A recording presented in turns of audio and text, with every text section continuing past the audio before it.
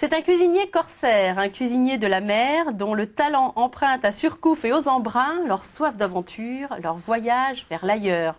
Sa vie, il ne l'imagine qu'épicée de rencontres, parfois cruelles, comme cette agression qui le laissa pour mort à l'âge de 21 ans et qui changea radicalement le cours de sa vie.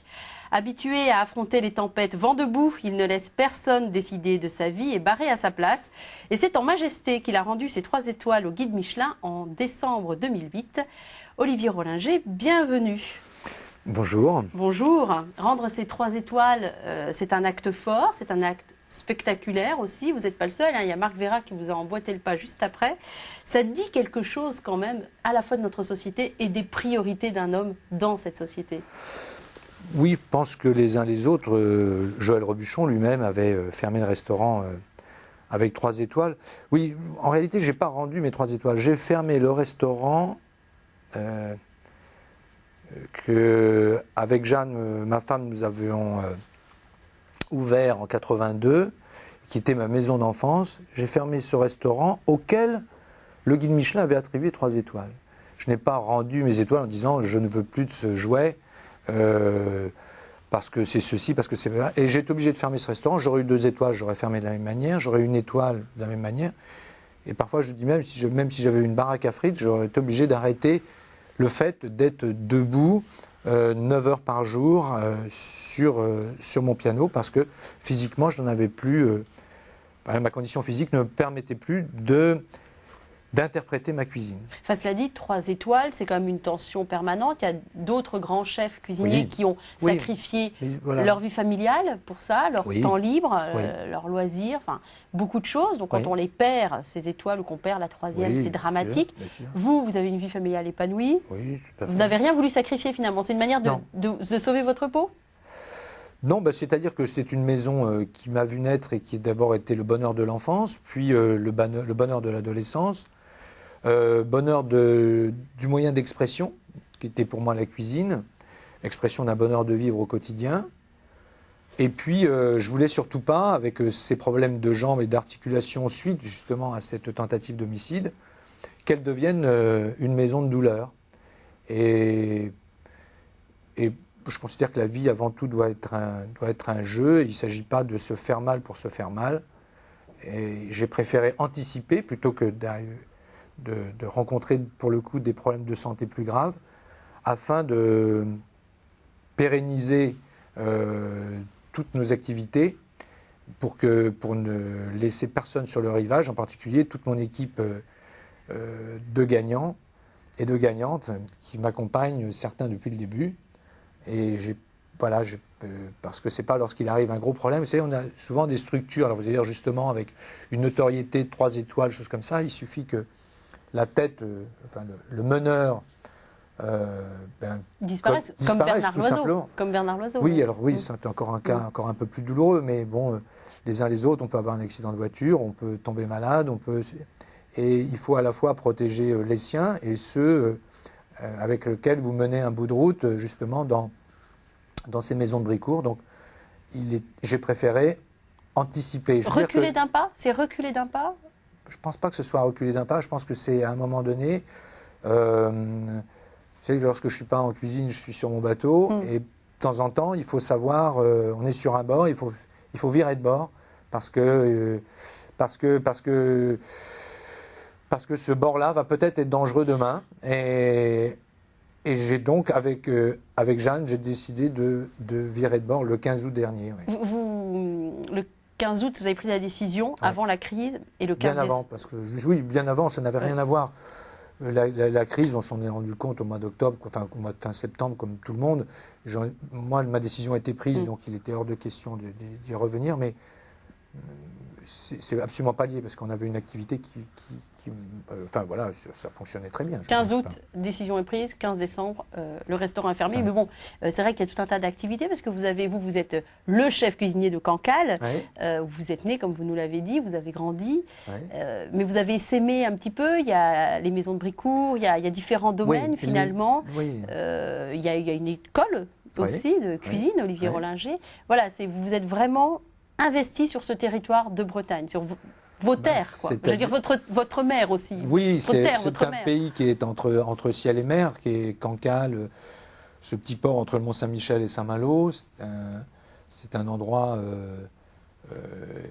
qui est merveilleux parce que c'est à la fois la falaise face à l'Angleterre, mais c'est également tout l'estran que laisse la baie du Mont-Saint-Michel. Donc cet endroit qui a ce rapport avec le céleste très fort, parce que c'est une espèce de respiration comme ça avec ces 250 millions de mètres cubes qui rentrent et qui sortent 2 fois par jour.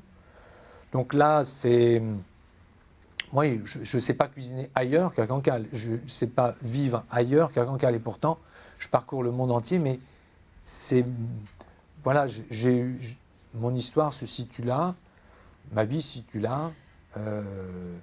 Toutes les propositions qui ont pu être faites d'aller aussi bien à Tokyo qu'à Las Vegas, en passant par New York et évidemment Londres et Paris. Vous avez toujours refusé, hein? J'ai toujours refusé. Il y a plein de chefs qui s'étendent comme ça à l'autre bout du monde, qui vont exporter le savoir-faire français. Voilà, ils ont sûrement de bonnes raisons. Moi, j'ai l'impression de...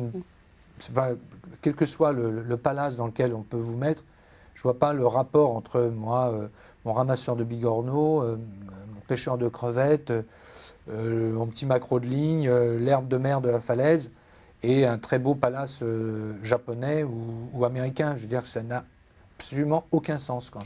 Enfin, en ce qui me concerne, maintenant, je ne jette pas du tout la pierre, évidemment, à ceux qui y trouvent un intérêt.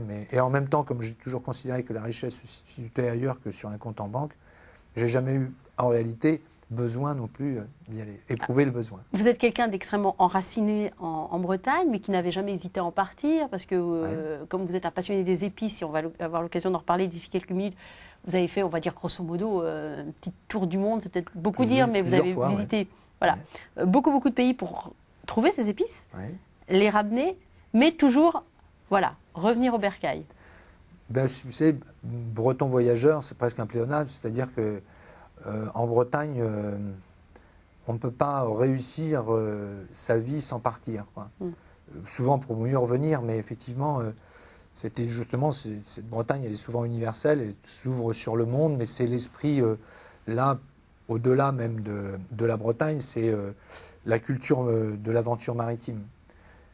Pourquoi d'ailleurs aller sur la mer? Pourquoi aller de l'autre côté, au-delà de l'horizon? Sinon, pour découvrir d'autres soleils, d'autres cultures. Et c'est peut-être ce qui a animé les premiers navigateurs pour aller justement à la recherche de ces épices. Alors évidemment, dans un souci de gagner de l'argent, mais aussi pourquoi ces épices les fascinaient tellement, c'est sans doute, et surtout parce que pendant très longtemps, on a pensé qu'elles poussaient dans ce paradis perdu, dans ce jardin d'Éden qui existait encore sur Terre. Donc certains disent que c'était à la recherche du prêtre Jean et autres. Mais donc voilà, breton, c'est partir. Et vous dites que quand on est à Cancale, on est marin, forcément. Oui. Et ce rapport avec la mer, il est assez surprenant parce que finalement, vous comparez votre cuisine à un bateau avec un équipage. Le vocabulaire que vous employez quand vous parlez de vos cuisines et de vos équipes, finalement, c'est le vocabulaire du marin. Oui, souvent, parce que c'est un... Oui, ce sont mes deux passions, quoi. La mer, la voile, le voyage, et puis évidemment la cuisine, et puis la rencontre de l'autre. Oui. Et eh bien, lorsque vous êtes dans une cuisine, il est vrai que c'est un espace confiné, quand même. Très confiné, où il y a une promiscuité qui est intense. Il y a 2 grandes manœuvres par jour. Et là, il ne s'agit pas, ça j'aime pas beaucoup les termes de chef de cuisine, comme il existerait un chef militaire ou un chef de gare. Toute la hiérarchie qu'il peut y avoir dans certaines grandes brigades. Oui. Oui, mais néanmoins, dans une cuisine, il faut une rigueur, il faut une discipline, il faut une attention, il faut une concentration surtout. Parce que vous êtes 14 cuisiniers, par exemple, pour envoyer 40 couverts, il y a beaucoup de menus à 11 plats et autres, et là, si jamais il y en a un qui commet la moindre erreur, les conséquences sont énormes pour toute la cuisine, mais également pour toute l'équipe de salle, et enfin, évidemment, pour les clients. Donc, il y a cette expression, on dit, vous savez, lorsqu'on est au vent portant, comme ça, on dit partir à la bâtée, c'est-à-dire partir au tas, quoi. Donc là, ce sont des accidents qui arrivent en bateau qui sont très dangereux, et parfois, je disais toujours... C'est-à-dire quoi, qu'on va chavirer? Oui, c'est-à-dire que vous avez le vent arrière, comme ça, et puis vous allez complètement repartir encore sous le vent. À ce moment-là, la bombe va passer de l'autre côté, va empanner. Faut vite et là, se baisser. vous risquez de démater, enfin, vous risquez des accidents et autres. Donc, partir au tas à la bâtée, c'est très dangereux. Et je dis toujours, et là, le moindre décalage fait que on trouve l'accident. Et puis c'est également c'est un monde où personne ne peut garder très longtemps un masque, c'est-à-dire qu'on est tellement proches les uns des autres avec cette tension permanente, c'est un combat avec le temps, parce que vous avez un ordre qui arrive avec un bond, ensuite c'est un combat avec le temps, parce que ce sont des temps de cuisson, ce sont des temps de décoction, d'infusion, donc il y a le combat avec le temps, et puis il y a aussi réussir à plusieurs, quoi. Ça c'est cette petite étincelle que l'on réussit à obtenir, mais uniquement à plusieurs. Je plains ceux qui ne connaissent que le sport individuel, parce que performance individuelle. la performance individuelle est sûrement intéressante, mais vous allez terminer un service où vous enlevez votre tablier, et on se dit rien, on échange 2-3 regards, c'est juste une expression de visage, parce qu'on sait que sur les 14, il y en a un qui n'a pas trop bien fait, donc bon, allez, c'est fini, c'est pardonné. Et puis, mais il y a cette espèce de soulagement et cette satisfaction pleine, entière, d'avoir fait un joli travail à plusieurs. Ce soir, on était très bons, quoi. Alors, depuis quand vous avez dû finalement inventer une cuisine, parce que la cuisine bretonne n'a pas de passé, c'est une cuisine pauvre. En plus, dans l'ancien temps, ils ne se servaient pas dans la mer, les gens. Non, c'est juste. Ils prenaient plutôt des choses de la terre. J'ai souvent il y a tout à créer finalement. Oui, alors c'est juste. Alors en même temps, c'est toujours. Bien souvent, le jeu de la vie, c'est toujours de transformer un handicap en atout. Enfin, moi, j'observe toujours cette. Et là, la Bretagne, effectivement, pas comme une grande région comme l'Alsace ou la Bourgogne ou la Provence ou le Sud-Ouest, avec des grands plats emblématiques et autres. Là, en Bretagne, une cuisine assez de pauvre, parce que c'est un pays simple, pauvre, oui. simple. Alors on dit, ah ben oui, mais il y a les plateaux de fruits de mer, il y a les homards. Oui, mais manger la mer, le plateau de fruits de mer est une invention parisienne, parce que pour les Celtes, aussi bien en Irlande, Pays de Galles ou Écosse, on ne mange pas la mer. On voit d'ailleurs le peuple irlandais qui préfère mourir de faim plutôt que lorsqu'il y a eu cette fameuse maladie de la pomme de terre, plutôt que d'aller au bord de la plage, ramasser des coquilles Saint-Jacques, des crevettes, Non, manger la mer. D'ailleurs, comme dans beaucoup de religions, on le retrouve même d'ailleurs un peu dans l'Ancien Testament, puisque on parle évidemment de l'arche de Noé, avec les animaux élus. Mais on ne parle jamais des animaux qui n'ont pas été élus. Où sont-ils? Eh bien, ils ont été rejetés justement au fond de la mer. Le mal se trouve au fond de la mer. Et pour les Celtes, autant dans les croyances judéo-chrétiennes, on pense que le mal, l'enfer se trouve au fond de la terre. Pour les Celtes, le mal se trouve dans les abysses. Et alors ça, et cette croyance puis la mort aussi. Cette croyance a été nourrie évidemment, puisque depuis le XIe siècle, ces Bretons vont dans cet Atlantique Nord rechercher cette morue, pas du tout pour leur consommation d'ailleurs, mais pour la consommation des peuples méditerranéens qui en font tous un plat emblématique de leur culture culinaire, comme l'estoffinado, la brandade et autres, alors qu'il n'y a jamais eu une morue en Méditerranée. Mais ces Bretons, ils ont créé ce besoin de la morue à ces civilisations riches pour pouvoir ramener du sel. Parce que nous, sans le sel, on ne pouvait pas survivre en Bretagne. Et évidemment, partir comme ça dans cet Atlantique Nord, on parlait toujours des disparus en mer, et toutes les femmes portaient le deuil, étaient en noir, ayant perdu un mari, un frère, un fils. Et il était hors de question, pour le coup, là encore, ce qui augmentait cette pratique de ne pas manger les produits de la mer, de peut-être manger un poisson, un crustacé, un coquillage qui aurait pu dévorer l'être cher. Oui, parce qu'évidemment, les morts, on les basculait par-dessus bord. Ben oui, puis il y avait tous les naufrages, tous les disparus. On a retrouvé le même phénomène d'ailleurs en Thaïlande, suite au tsunami, où les pêcheurs refusaient de manger.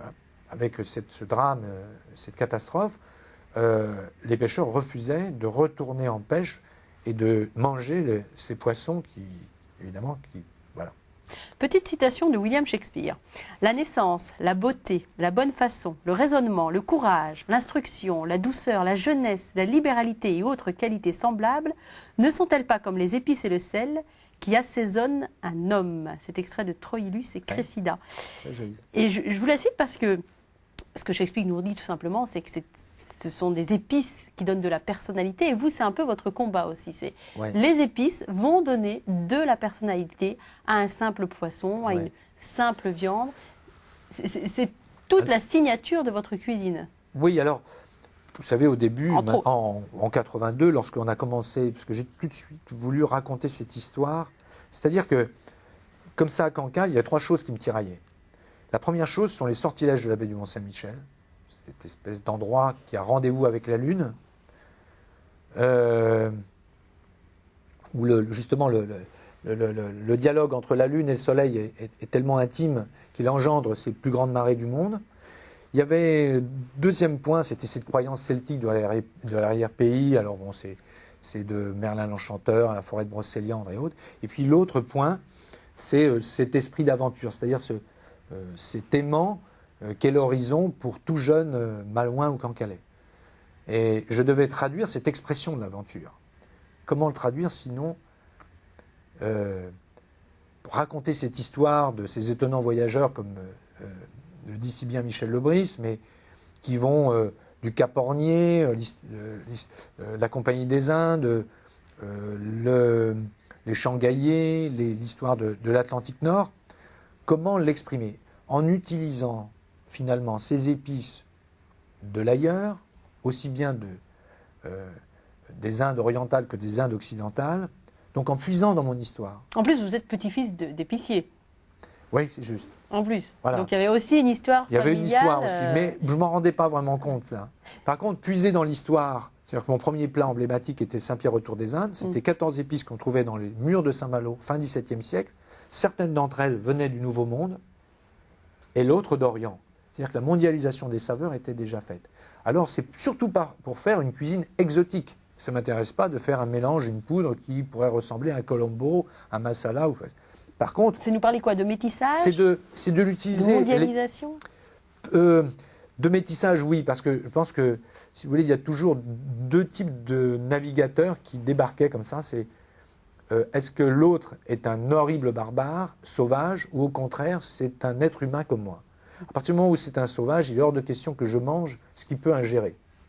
C'est la raison pour laquelle on a trouvé des intégristes catholiques, et plus souvent protestants, qui préféraient emmener tout leur manger à l'autre bout du monde. Un exemple, la crâne morue dans les Caraïbes. Avez-vous déjà trouvé une morue dans la mer des Caraïbes? Ça n'existe pas. C'est parce qu'on ne voulait pas manger le même poisson que l'indigène. Et puis il y a l'autre, deuxième personne qui m'intéresse un peu plus, d'abord qui accepte de manger ce que l'autre mange, puisque la première chose qu'on échange avec le différent et l'autre, c'est le regard. Et puis très vite, on a besoin de manger les uns les autres. Au bout d'un moment, ça arrive. Hein, voilà. Donc, et là, c'est non seulement il accepte de manger la même chose, mais il ramène à la maison une petite partie de ce que l'autre mange. Pour le coup, là, c'est la belle histoire de l'humanité, parce qu'on raconte toujours l'histoire de l'humanité avec ses combats, ses conquêtes de terrain. Là, la mer rapproche les hommes, la terre les sépare. Pourquoi? Parce que justement, cette mer, elle a permis à ces produits, ces alimentaires, donc complètement, qu'est-ce que l'aliment et la cuisine, est totalement en opposition avec la guerre, puisque la cuisine nourrit et prolonge la vie de chacun. Et ces aliments, c'est l'histoire de la tomate, de la pomme de terre, du maïs, mais du piment, de la vanille, du cacao, du poivre. Et là, c'est la belle histoire de l'humanité, parce qu'on s'aperçoit que là, ramener à la maison ce que l'autre mange, c'est déjà l'accepter, le comprendre et l'aimer. Est-ce que vous voulez bien nous montrer ce que vous nous avez ramené à nous sur le plateau? Une très jolie boîte. Ah oui, alors ça, oui, j'y suis très attaché parce que c'est une dame indienne qui m'avait offert cette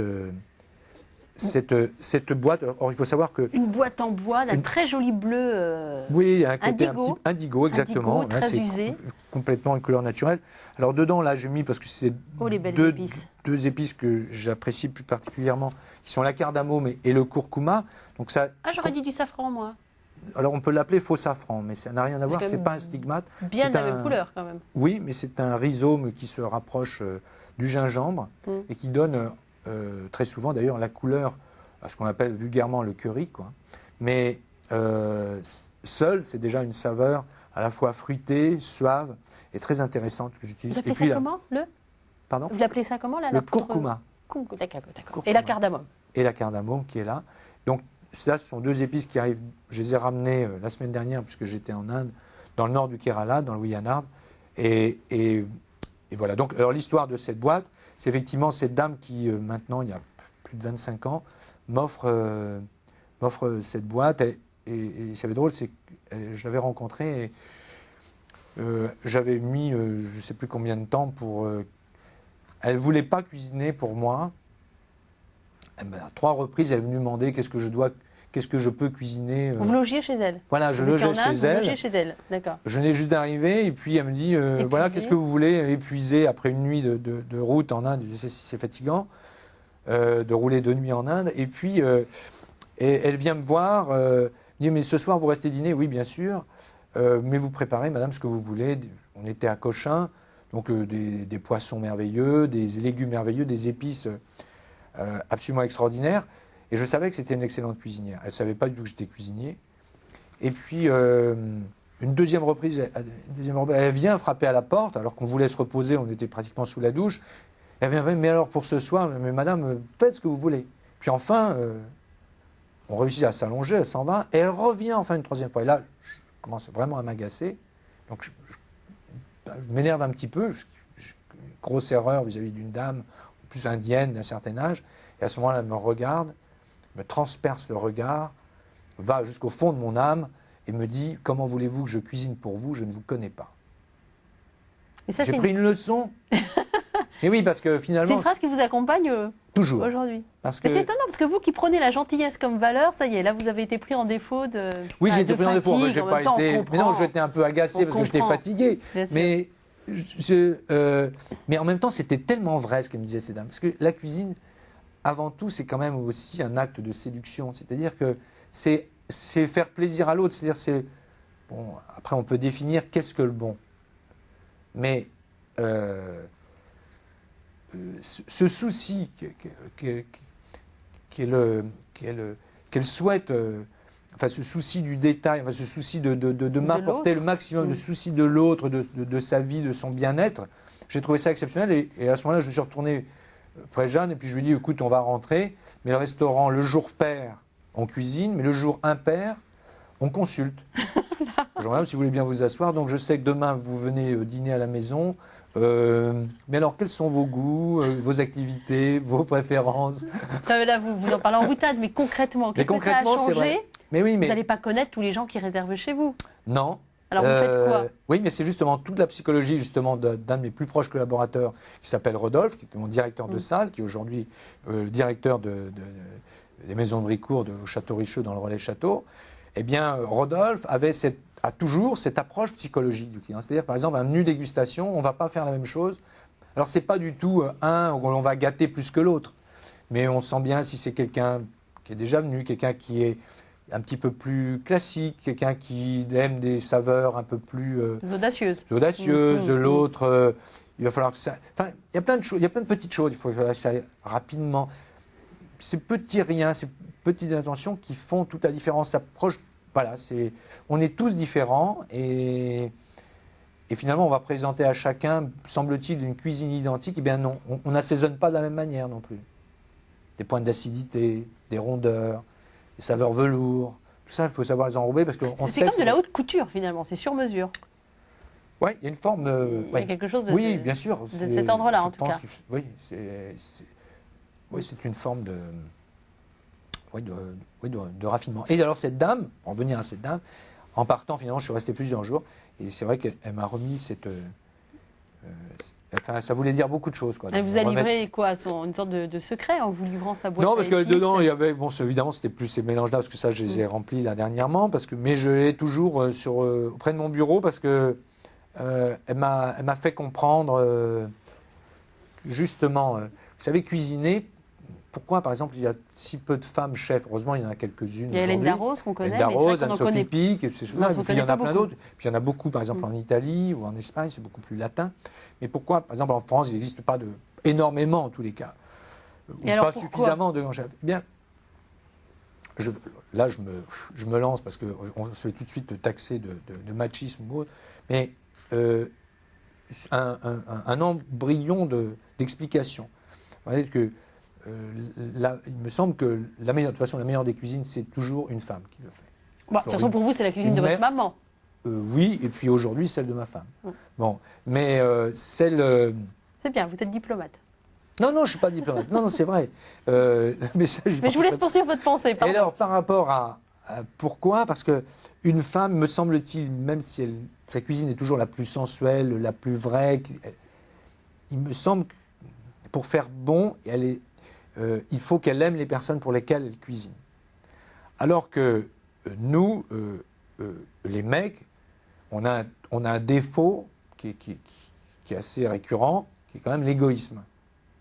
Et lorsque l'on fait quelque chose, c'est d'abord pour nous et ensuite pour les autres. Alors évidemment, comme c'est un peu le reflet de nous-mêmes, la perception de l'autre nous intéresse. Et puis on aime bien pour notre ego, mais c'est dans un deuxième temps. Alors que la femme, elle dit, ah oui, mais autrefois, il y avait les mères et tout ça. Oui, mais les mères, lorsqu'elles rentraient dans leur salle, avant le service, comme ça, elles voyaient des gens qui ne leur convenaient pas tout à fait, elle leur faisait comprendre qu'ils n'étaient pas les bienvenus, quoi. Donc, ils n'en venaient pas. Donc, elle aimait, ces mères avaient un rapport affectif avec tous ses clients. Alors que nous, on cuisine pour l'autre, l'inconnu. Alors, c'est en même temps très beau, mais il me semble qu'il y a quand même une pointe d'égoïsme chez les garçons. Ce serait quoi votre Madeleine de Proust? Le plat de l'enfance? La saveur de l'enfance? La saveur de l'enfance, je pense que ma première saveur, enfin mes premières souvenirs comme ça de plaisir gustatif, c'est sûrement une solette de la baie Cancale au beurre salé avec juste une pomme de terre nouvelle cire tomate écrasée à la fourchette, juste dorée comme ça aller-retour sur beurre. C'est un mets de bébé et j'espère que ce mets sera ma dernière bouchée. La commande est passée. Alors c'est vrai qu'on va pouvoir entamer la discussion sur votre enfance, sur le petit garçon que je vous laisse poser la boîte à épices, sur le petit garçon que vous étiez, qui est né dans une famille plutôt aisée, bourgeoisie de province, avec un papa médecin et puis des employés de maison, une maman voilà, qui aime recevoir. Voilà, c'est une maison qui se prêtait à la réception, à la fête, comme c'était effectivement toute une génération qui avait souffert de la guerre durant leur jeunesse, étudiants et autres. On a bien senti que cette époque, c'était les années 50, 60. Envie de s'amuser, besoin d'oublier ces horreurs de la guerre et de faire la fête. Et j'ai très peu de souvenirs, moi, de dîner avec mes parents, parfois le dimanche soir, devant la télé noir et blanc, mais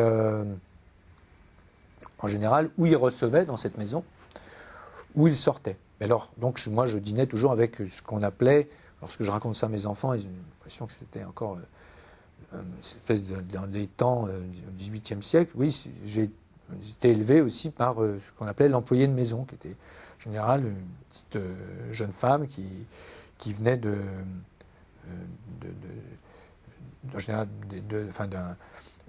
aujourd'hui on appelle ça la DAS, mais autrefois je ne sais plus comment on appelle ça, enfin bref, et c'était des deuxièmes mamans quand même, que je vois toujours aujourd'hui. L'assistance publique, non? L'assistance publique, voilà, c'est ça.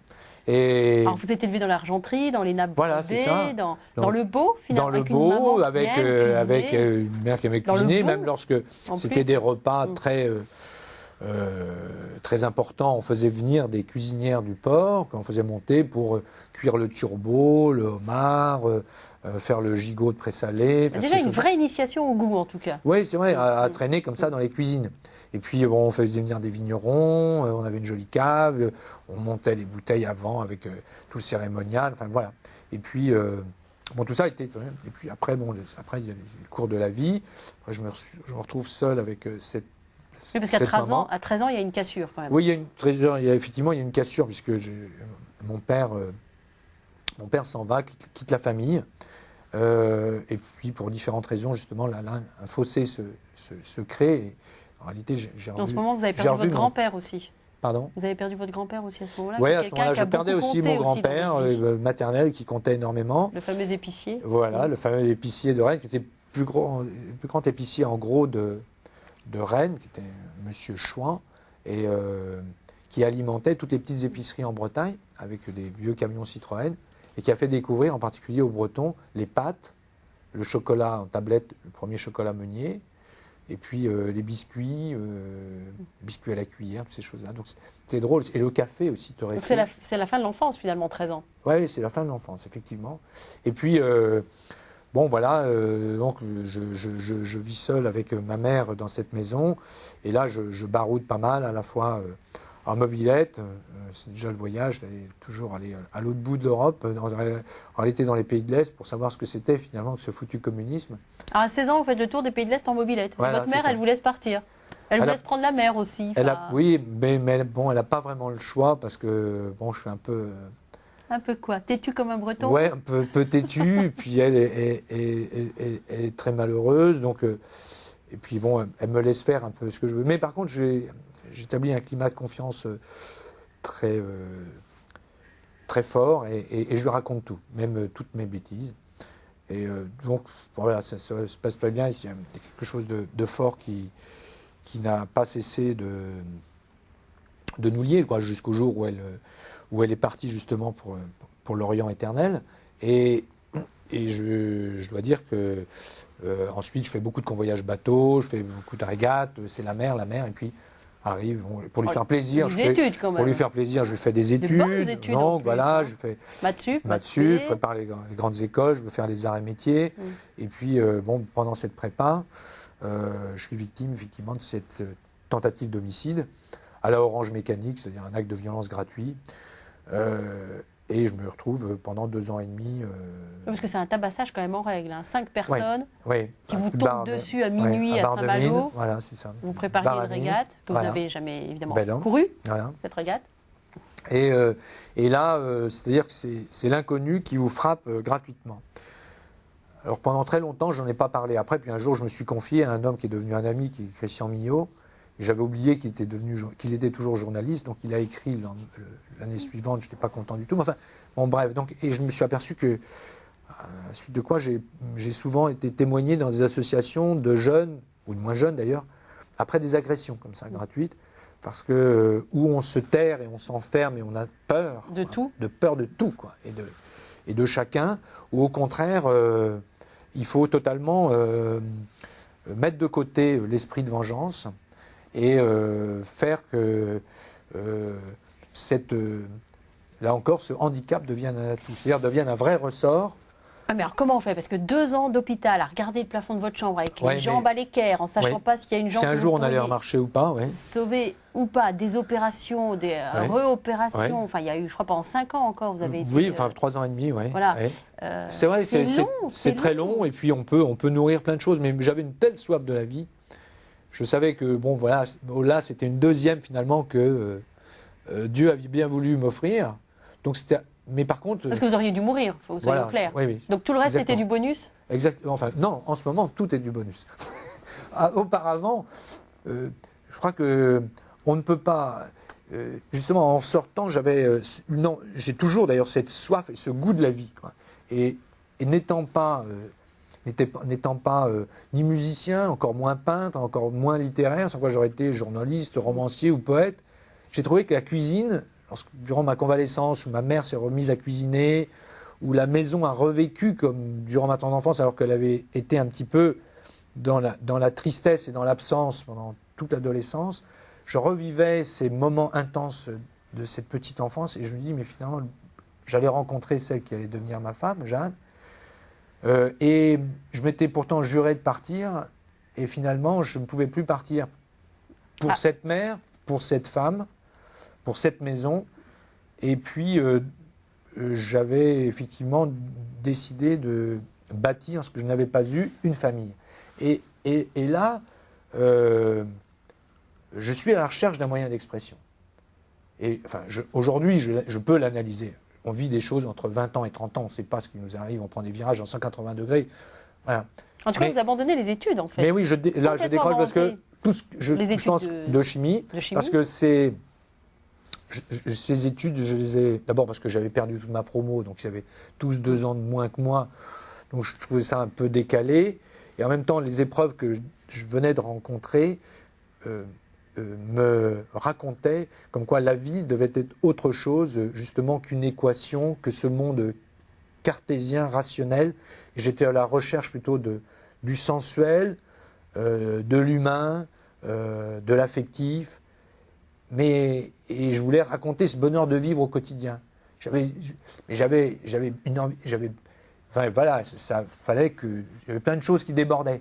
Et j'ai trouvé que la cuisine, parce que tous mes copains et copines, et là j'avais deux mondes qui se croisaient, j'avais mes copains étudiants qui étaient souvent des scientifiques, les copines étaient plutôt littéraires, c'est toujours plus joli, et puis il y avait aussi tous les copains de l'enfance, c'est-à-dire les pêcheurs, les ostréiculteurs, les maraîchers, qui étaient là. Et ils venaient me monter le moral toutes les fins de semaine. Donc toutes les fins de semaine. C'est pour eux que votre maman cuisinait finalement. Voilà, exactement. Il y avait une tablée entre 10 et 20 personnes tous les vendredis soirs, samedi soir, dimanche soir. Et je lui dis, mais le bonheur, le partage se passe cela aussi à table, et je vais raconter le bonheur de vivre et le faire partager peut-être à un plus grand nombre en ouvrant justement la porte à l'inconnu pour le coup. Et on a transformé comme ça la maison. En plus, je savais que ma mère n'avait plus les moyens d'entretenir cette maison, donc elle allait devoir s'en séparer. Jeanne, avec elle, je l'ai mariée, finissait pharma. Et finalement, ben voilà, on a ouvert une table d'hôtes. Mais jamais on aurait pu imaginer, pour pouvoir rester un peu étudiant en réalité, peut-être pas grandir, rester un peu ses grands enfants. Et on ne pouvait pas imaginer que l'aventure allait nous amener un jour à avoir une maison reconnue à l'international. Ce n'était pas du tout le but du jeu. Ça s'est fait. Surtout, ce qui est drôle, c'est que la première étoile est arrivée l'année de naissance de votre fille aînée. La deuxième étoile est arrivée l'année de naissance d'Hugo. Il a fallu attendre 18 ans. Et là, c'est ma maman pour laquelle c'était peut-être encore plus important pour elle, pour nous, d'avoir 3 étoiles, vit ces 3 étoiles, et 3 mois après, s'en va. Ouais, donc la vie comme ça est toujours ponctuée. C'est vrai que c'était l'année 2006. Ça, c'était l'année 2006. Voilà. Est-ce que dans ces moments-là, très forts, dans les différentes cassures de votre vie, à 13 ans, à 21 ans, et puis bon, quand une maman s'en va, c'est aussi une cassure. Très douloureux. Et puis là, un virage à 180 degrés, vous rendez vos 3 étoiles. Est-ce que on remercie Dieu, on pense à lui, enfin quel rapport vous avez avec lui? Moi, c'est plus la Vierge, moi. Mais parce plus que la Vierge, parce que très je suis bien. Vous avez été élevé dans un contexte catholique? Oui, tout à fait. Donc, alors bon. Mais plutôt sociologique ou vraiment une foi ancrée, enracinée? Au début sociologique, mais toujours très croyant et toujours. Toujours, d'ailleurs, dans ces moments difficiles, justement, à l'âge de 20 ans, bien souvent, que ce soit Dieu ou la Vierge, ou enfin la religion, on a tendance un petit peu à l'oublier, parce qu'on est immortel de toute manière. Donc, les grandes questions, on ne se pose pas. Lorsque vous avez les yeux rivés pendant 2 ans sur un plafond d'hôpital, là, en réalité, vous vous jurez de rester enfant toute votre vie, et en même temps, vous grandissez, enfin, il y a une espèce de maturité comme ça. C'est une épreuve spirituelle aussi? Oui, très forte. Et là, oui, je me suis... alors bon, ça paraît un peu... Oui, je me suis raccroché énormément à la Vierge, oui, parce que c'était... la règle, c'est chez nous, soyez reine. Voilà, c'est ça. C'est un chant, ça. Oui, exactement. Et depuis ma tendre enfance, ce chant m'accompagne. Alors, il y a les cassures, il y a les brisures, mais c'est en même temps... alors, je ne suis pas certain de tout ça. Mais en tous les cas, moi j'ai l'impression que celui qui a une foi, quelle qu'elle soit d'ailleurs, parce que justement je suis amené aujourd'hui à côtoyer dans le monde beaucoup de religions, c'est une forme d'audace que de croire, pour moi. Croire, c'est avoir l'audace de l'espoir. Voilà, donc je plains celui qui n'a pas de foi, quelle qu'elle soit, parce que je pense que c'est sûrement le plus pauvre des pauvres. C'est la raison pour laquelle, d'ailleurs, vous veillez bien souvent. Moi, je suis très proche de familles indiennes, qu'elles soient d'ailleurs chrétiennes, musulmanes ou hindouiste, mais c'est bien souvent le plus pauvre des plus pauvres que vous voyez. Quand vous commencez à discuter avec cet homme, Il vous regarde, vous, l'occidental, bien souvent. Et si jamais vous avez le malheur de lui dire que quoi, vous n'avez pas de Dieu et vous ne croyez en rien, il vous regarde et c'est lui le mendiant, mais c'est lui qui vous plaint, quoi. Quand on habite près du Mont-Saint-Michel, qu'on est un habitué et un amoureux de cette baie-là, bon, il y a la baie, puis il y a l'abbaye aussi, puis il y a la communauté qui l'habite. Elles sont venues me voir il n'y a pas très longtemps. C'est les fraternités monastiques de Jérusalem. Oui, hein. c'est ça. Il y a une sœur Marilyn, c'est ça? C'est ça, oui. Merveilleuse. C'est qui sœur Marilyn? Alors elle représente. Enfin, moi, je ne me permettrai pas de. Mais enfin, bon, c'est une femme. Elle était venue me voir parce qu'elle constituait un petit potager de simple, justement, dans l'abbaye, de simple monacal. Et elle voulait voir un petit peu comment moi j'avais aménagé mon potager celte. Donc vous avez vu toutes les sœurs débarquer chez vous? Oui. Et alors elles sont venues faire un petit chant, d'ailleurs, à la Vierge qui est dans le fond du parc, à Château-Richeux, là. Ça vous a touché? Oui, terriblement. Et d'ailleurs, et je suis absolument confus, enfin, je suis un petit peu ennuyé, mais je me la garde bien, cette invitation. M'ont envoyé un petit mot parce qu'elles m'ont invité à partager un déjeuner. En me précisant bien, si ça ne me dérangeait pas, que de partager un déjeuner dans le silence. Et j'ai hâte de vivre cette expérience. Mais cette baie du Mont-Saint-Michel, oui, on comprend pourquoi. Je vous parlais tout à l'heure de ce pays qui a rendez-vous avec la Lune. De toute manière, il a rendez-vous avec le Dieu, les dieux, ce que vous voulez, mais les rendez-vous avec l'au-delà. Tous les endroits d'ailleurs du monde où le ciel, la terre et la mer se confondent sur une même ligne, comme ça. D'abord, vous amène à l'humilité parce que vous êtes dans une expression de flottement, une espèce d'apesanteur comme ça. Et les hommes ont toujours voulu là donner une représentation, enfin concrétiser l'affrontement du bien céleste et du mal des profondeurs. Celle qui est donnée par le christianisme, évidemment, c'est l'archange qui terrasse le serpent, mais on le retrouve dans toutes les croyances. Et on imagine, on parle toujours du pèlerinage de Saint-Jacques-de-Compostelle, mais ces pèlerinages qui arrivaient au Mont-Saint-Michel, on y arrivait au péril des mers, et on arrivait sur cet îlot, la mer n'était pas là, et tout d'un coup, elle vous ceinturait. Et 6 heures après, elle disparaissait. C'est vraiment... Votre corps est composé à 90% d'eau, vous dites, c'est quand même un endroit absolument hallucinant, quoi.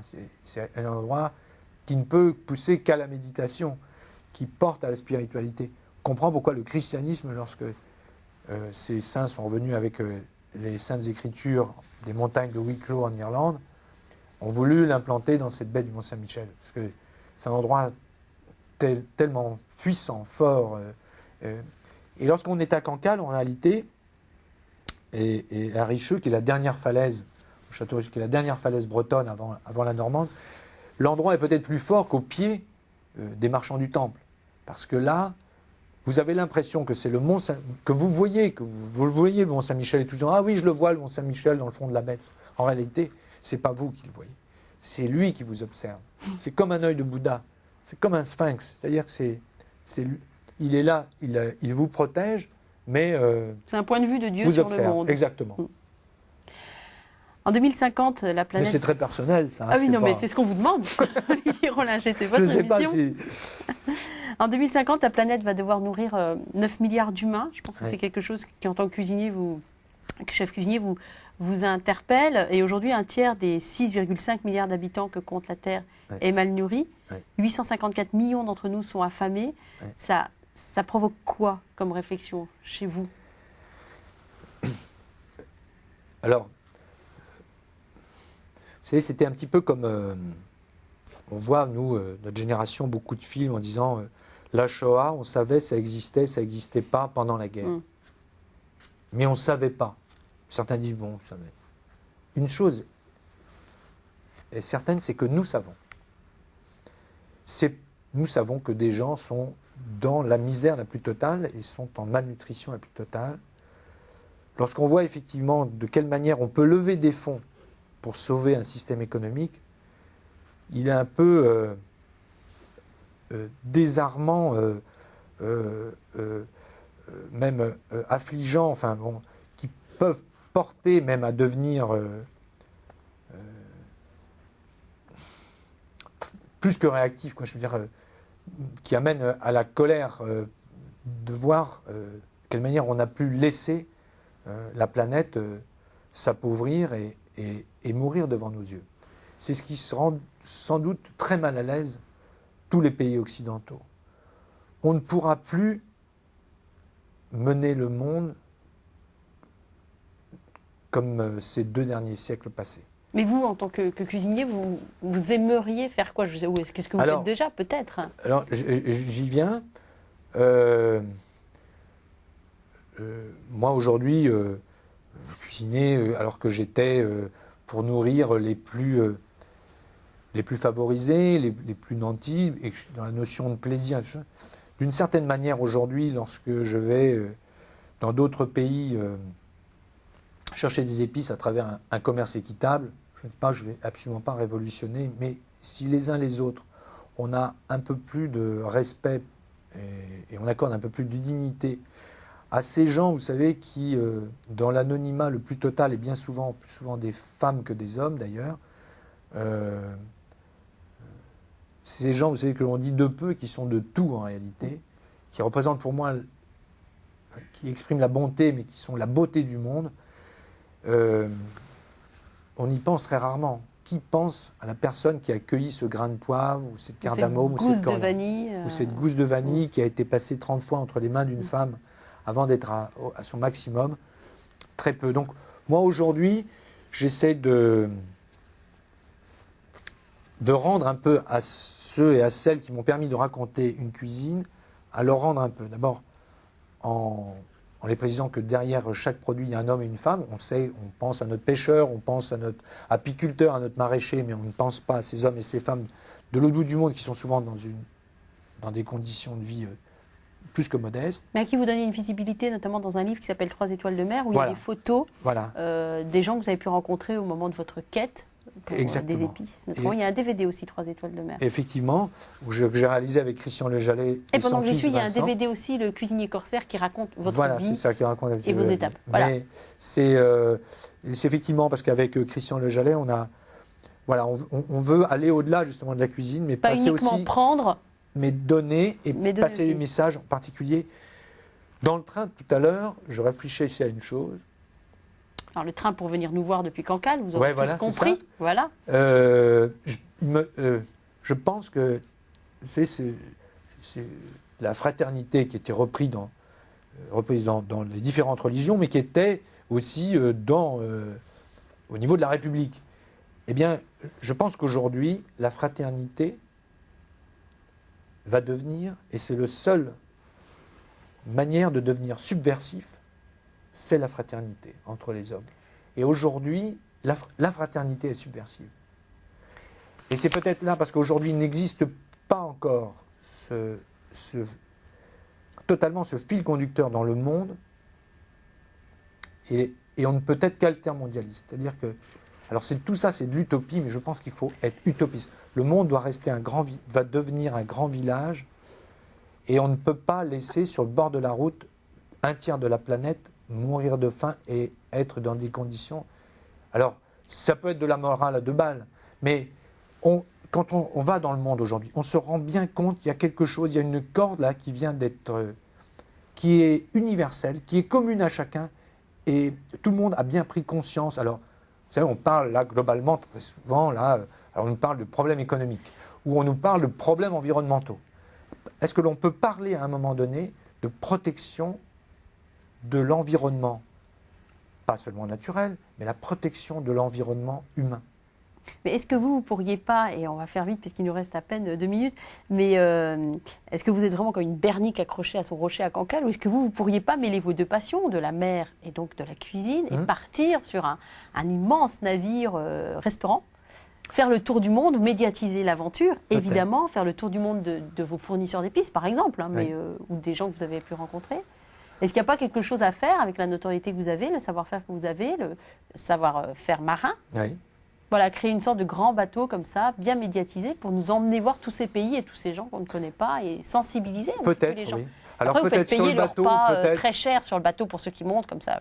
Oui, alors oui, c'est toujours très... Vous savez, on est dans un monde où faire le caritatif, c'est très délicat, surtout lorsqu'on a été un grand cuisinier, on a travaillé les produits les plus onéreux du monde, et puis tout d'un coup, on commence à s'intéresser à ceux qui sont dans le besoin, qui ont permis effectivement de raconter cette cuisine pendant près de 30 Voilà, ans. 6 mois. J'ai toujours très peur, si vous voulez, que de vouloir monter une opération caritative, certains puissent penser qu'on en fait une opération. S'en ficher. Oui, on s'en fiche. Qu'est-ce qu'on s'en fiche quand il y a un tiers de l'humanité à sauver? Oui, non alors, ce bateau, peut-être, aujourd'hui, c'est une idée que vous avez déjà en tête. Hein. Oui, j'ai une petite idée en tête. Je vous la pique, là. Hein. Je sais que vous l'aviez déjà en tête. À ce niveau-là, peut-être d'un jour, c'est-à-dire que Mabernic, l'emmener sur les flots et faire partager ces messages, cette passion. Mais en ce moment, surtout mon rôle, c'est de découvrir toutes ces ONG, à la fois en commerce équitable et en bio, dans les différents pays du monde, et de faire découvrir cet univers des épices au plus grand nombre, au quotidien, dans une cuisine familiale, pour présenter, comme la ponctuation permet de présenter la face cachée des mots, ces épices, qui sont le sourire du monde, permettent de présenter la face cachée des mets, mais derrière une pomme de terre, tout simplement un grain de riz, ou une pâte, une vinaigrette, un petit poisson. Merci infiniment Olivier Rollinger d'être venu partager un petit peu de Bretagne et d'air marin dans cette émission. On vous souhaite bon retour à Cancale et puis alors, bonne continuation culinaire alors. Bon, écoutez, sur un bateau, et sur puis un on aura rocher. plaisir à vous accueillir au-dessus de cette baie du Mont-Saint-Michel. Ah, voilà, l'invitation est lancée. Merci beaucoup. Au revoir. Au revoir.